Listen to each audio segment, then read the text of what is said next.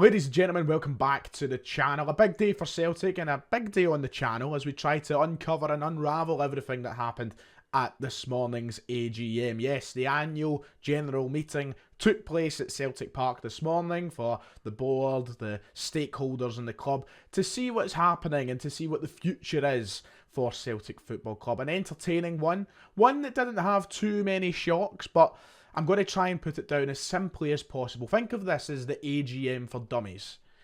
Taught to you by a dummy himself. I'm the biggest dummy here.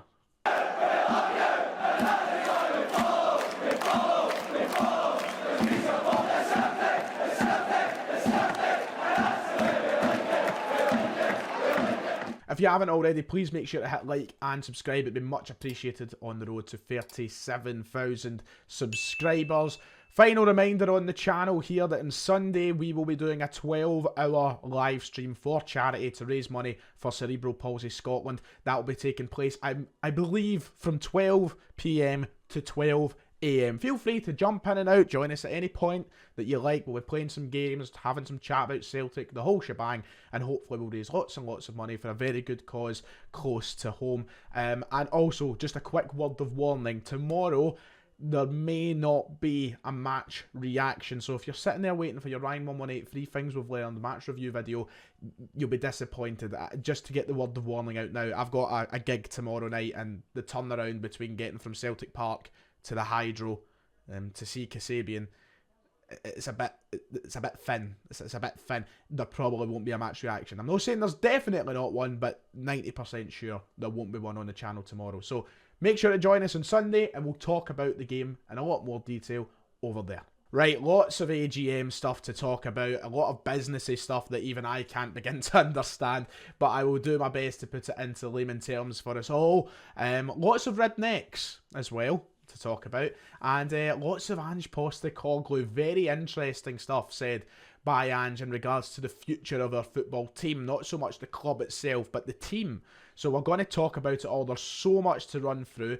I don't want to keep us here all day, and I'm going to do my best to put it in the most understandable terms as possible. There'll be a lot of quotes, a lot of graphics hopefully, and we'll hopefully just cover everything. And let's start with the kind of boring businessy stuff that doesn't really affect us as fans, but it's important to the nature of Celtic Football Club and its future. Finance, we'll start there. That's what kind of opened the show for the board. And of course, the board are in place to run the football club as a business. And we might not like it from time to time that football is treated more of a business, but realistically, that's what it is. That's what the board are there for, and that's their priority, really, to make sure they're making money and the club is making money. So revenue's up. We all know that really anyway, because the reports were published not long ago. One of the quarterly reports, I believe, was published a few months ago. Revenue's up by around £27.5 million, which is good, and it's doing better now that we're out of obviously COVID era. That's long behind us, and the club are continuing to make more money, and hopefully that will continue moving forward. But one thing that was touched on and was very important was the Champions League money and how important that is for the finances of the club. You know, we all talk about this magical 30-40 million pounds that comes into the club when we qualify for the Champions League. We've seen that being put to use with the signings we've made over the summer transfer window, probably for the winter transfer window as well, and we've seen it put in place for stuff like the developments at Lennoxtown, things around the stadium, and such and such. You know, the money is there to be used, and they spoke on that. They spoke of the importance. So there's a few quotes that came out from the AGM today in regards to that. Michael Nicholson, CEO, of course, he said domestic success is important, but the feeling of release and relief of being back in the Champions League and guarantee of funds also allows us to work proper with Ange and to take us forward. So I like that they're touching on the fact they are intending on working with Ange very closely and investing a lot of this money into the manager, where in years gone by, I think we've been kind of let down in that front. So far, so good, you would say. Since Ange just came through the door, he's been backed pretty heavily, and hopefully that continues to happen. It was one of the things that kind of drove Brendan Rodgers out the door, the fact that there was no real backing of the manager and bringing in the right people with the right money. So that was good to be touched on. But one thing that was also touched on was the new Champions League format and what that will do for the club and how important that will be in financial terms. Of course, if you don't know, and I'm not going to explain it, the Champions League will be switching model over the next few years. It will be switching to the Swiss model from the traditional one that we know just now, the 8 groups and the knockout stages. It will be changing. If you've not seen that or know anything about it, plenty of videos on it on YouTube, so go look up the Swiss model and you can find out more. But the financial director, Chris Mackay, he spoke about that and what it means for Celtic moving forward. He said the Champions League is vitally important in terms of finances, and the radical overhaul of the format from 2024, the Swiss model, and gone is the concept of home and away ties. We'll play 8 games, 4 home, 4 away, as part of one large league. The financial distribution will change, but Celtic are at the forefront of discussions on that. So of course, with I think less teams being in the competition, and obviously this new format of 4 home games, 4 away games, number one, the evident thing is we'll make more gate money. There's more group games at Celtic Park. It'll go from 3 to 4, so you're automatically making more money there from gate receipts. Now the financial distribution is set to change, as Chris Mackay talks on here. What I do imagine, and from my understanding, I think it will become more lucrative. It's going to be a more exclusive competition, and teams will probably see more money. But it's good to hear that Celtic are at the forefront of discussions. Of course, Peter Lawwell, I believe, is still part of the European Board of Football, whatever the technical name for it is. So Celtic, very much involved in the discussions. I'd imagine there'll be a lot in place to make sure Celtic get the best out of this sort of deal. And clubs like Celtic, it's not just Celtic in this situation, of similar sizes around Europe. We're not part of the English Big Six. We're not Real Madrid, Barcelona. We're not these sides who get money nonetheless. We need to be involved heavily and getting the right finances out of this so we can compete. So, very interesting to hear. I wonder how that will change. We wait to hear more, but I'd imagine it'll be a more lucrative deal for the club. Also on the businessy side of things, let's cover another couple of topics. No shocks, no big shocks at all. Dermot Desmond reappointed, the rest of the board reappointed. Obviously, us normal fans without shares and such, we don't really have a say in that. But there was no shocks. Dermot Desmond also wasn't there again. I believe his run is now from 2006. Since he's not attended the AGM, his son Ross was in place. Ross Desmond, of course. He was there. Desmond not there. Really irks me that. It really does. I feel like he's just avoiding every possible scenario or situation to interact with fans who have issues about things. And listen, things are great right now at Celtic. We know that they are, and there's not too much to complain about, but there still is problems. There still is things that from the last few AGMs have not been addressed, and it's something that Dermot Desmond should be there to talk about as the majority shareholder, but he's not. Anyway, the other big piece of businessy side of news is that there is no news on the new chairman. Nothing was said. There was no mention about Peter Lawwell taking the job. I think a lot of us were set up for that. I think we all really expected Peter Lawwell to be maybe ushered in as the new chairman from this AGM on, well, from the resignation of Ian Bankier onwards. Retirement, I should say, sorry, to be respectful. There was nothing. And when Ian Bankier was pressed on the question, pushed on the question, apparently he wasn't too happy. He provided no insight, said it's being held privately. And you can theorise about this as much as you like, but to be honest, it offers no insight as to where we're actually going. Now, my first school of thought was maybe they're just hiding Lawwell's name for a little bit longer in case it annoys people in the room. You know what I mean? But then again, does it mean they've maybe just not made their final decision? Is there another bombshell to come? I don't know. You could, as I said, speculate as much as you like. Come up with your theories. Let me know what you think in the comments below. But for as far as I can piece stuff together, there is nothing there to suggest that they have a name in place yet.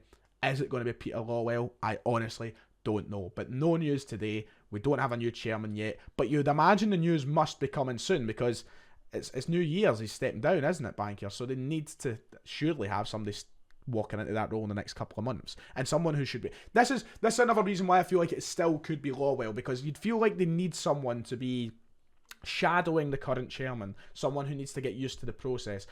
And surely they would have announced that that's happening today if there was someone like that, which makes me think, well, Lawwell knows the club. He's worked in a role, CEO, which has got as much importance.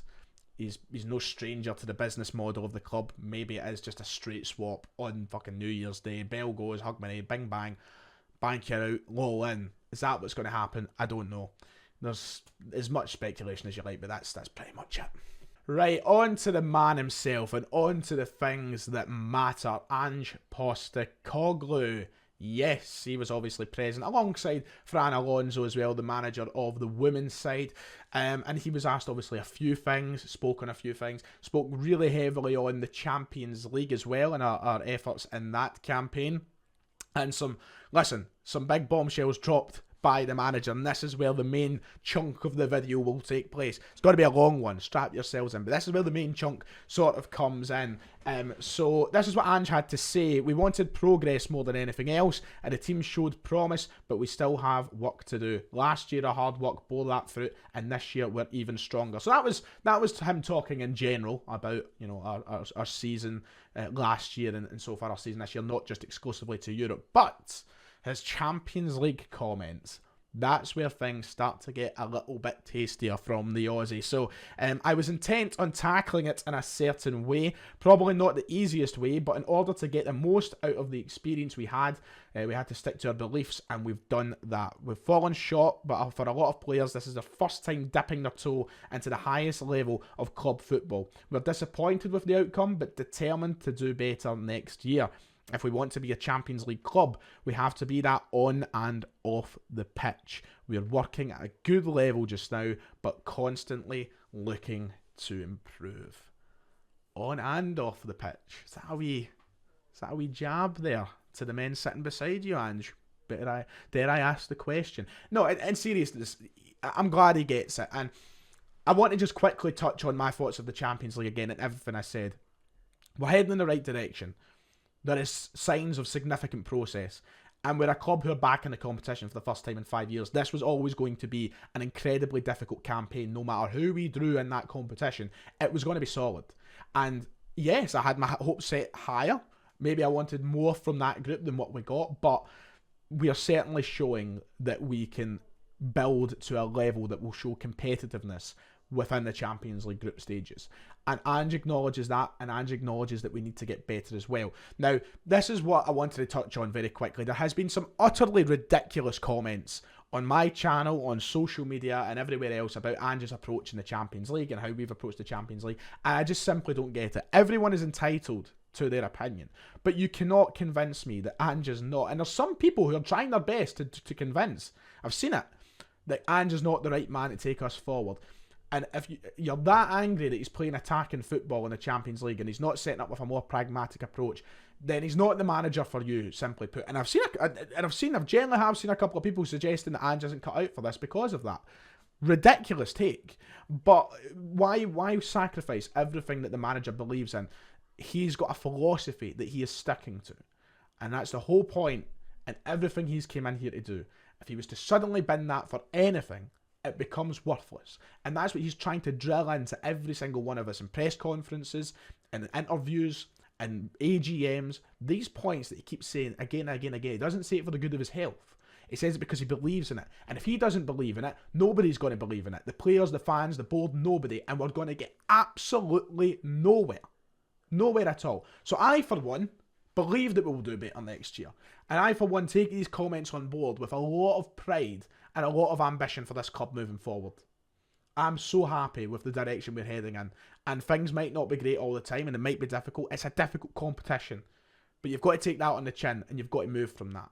So, you know, I was happy, personally. Just wanted to touch on that very quickly. On and off the park, though. Interesting. What does he mean off the park? What has to change behind the scenes? But on the park, he made some very interesting comments moving forward. So here's what he had to say. To keep improving, never stand still. My ambition is to make us a Champions League club. Hopefully, as our players progress and as players leave, hopefully we can bring in others and improve. I think bridging the gap between us and the elite in Europe is one we need to keep chipping away at. We will need to be more active in the transfer market. This will be uncomfortable for some. I know fans live to have their heroes, but to achieve at this level, we will need to be much more active. We can make gains by being aggressive and agile in the transfer market. Other clubs our size are very agile. Every couple of years they're regenerating and we need to maximise the greatest amount of revenue into the club. We need to push forward aggressively over the next 2 to 3 years. What does that mean then? no one is safe.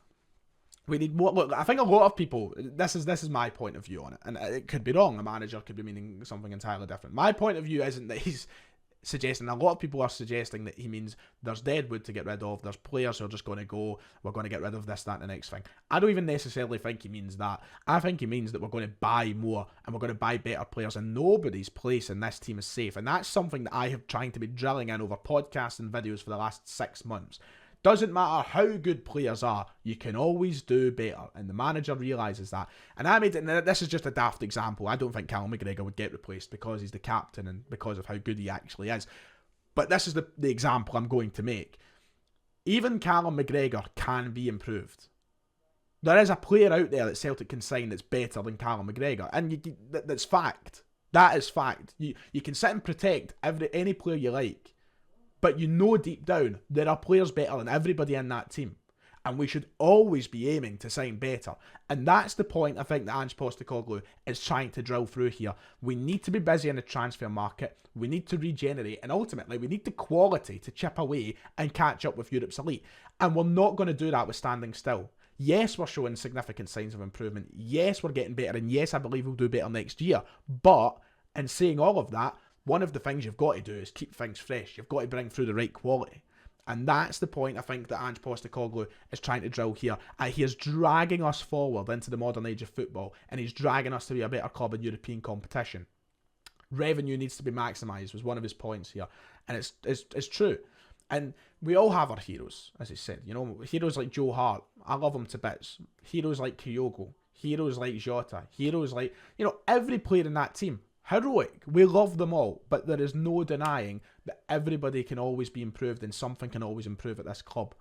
And if we've got the money there to spend on it, we should be doing it because we want to be at that level.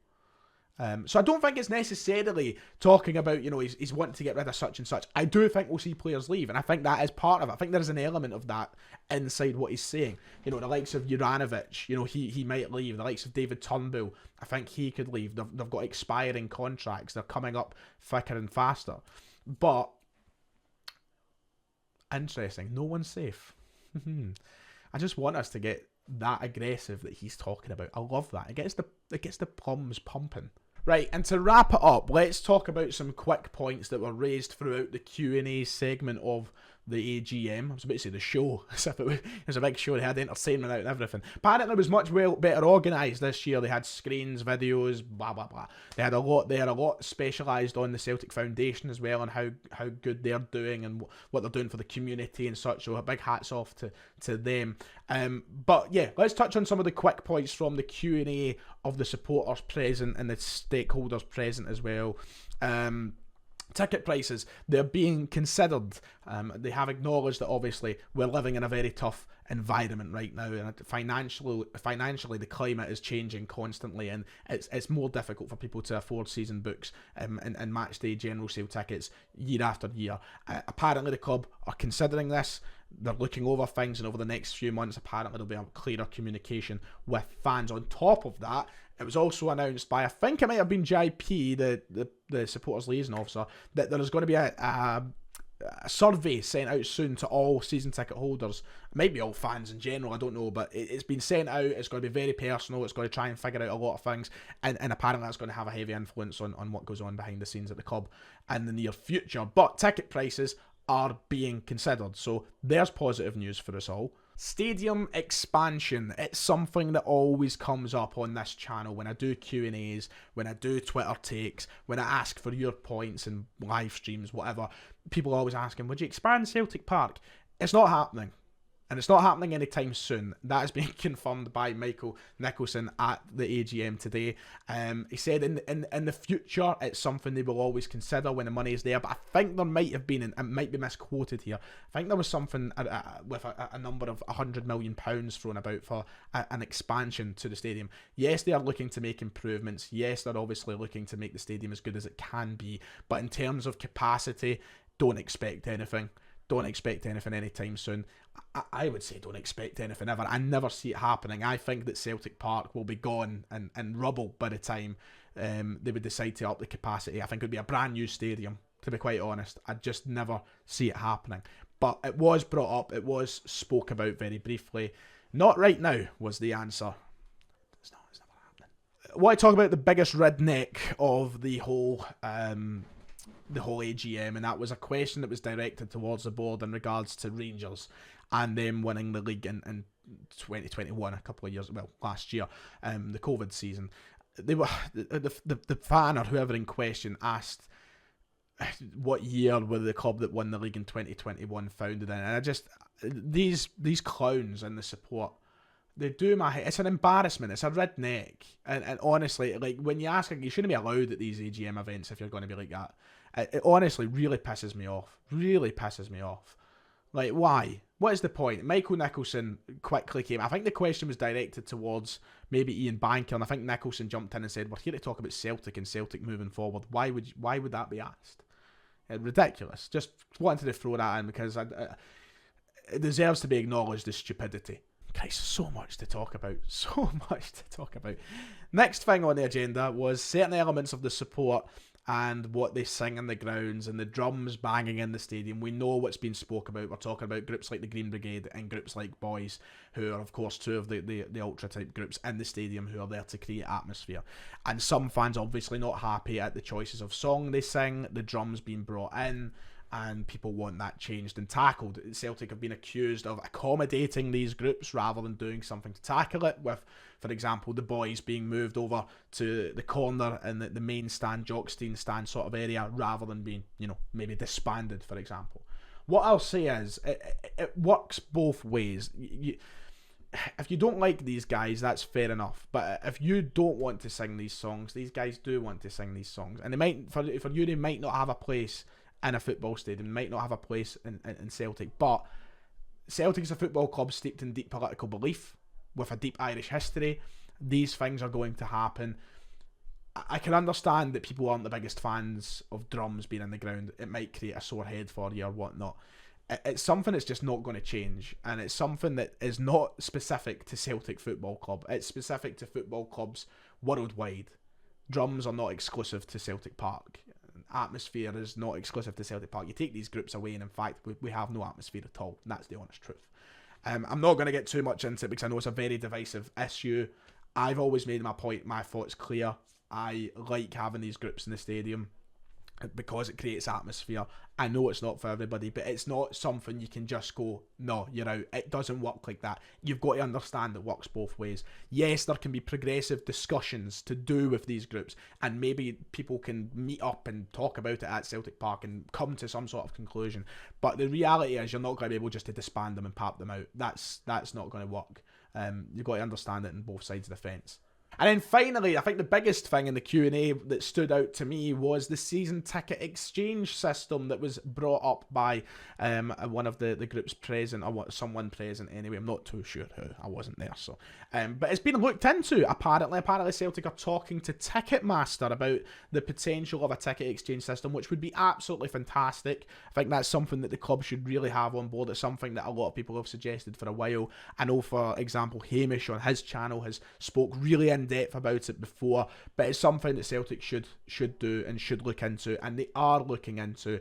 It will obviously help people get along to games and sort out empty seats and blah blah. There's no negatives to it whatsoever. It's an extremely positive thing to look into. Hope it works. Hope it comes about at Celtic Park, and I'm glad it was addressed at the AGM today. All of that, I've not even fucking got into Dundee United tomorrow. Do I even bother? Do I? Hope we win. We should win. Back to winning ways after the loss midweek. But, yeah, that's a wrap for me today. 25 minutes. And I don't want this to drag on like a podcast. So, there's your AGM recap. Hope you've enjoyed. Like and subscribe. See you all next time.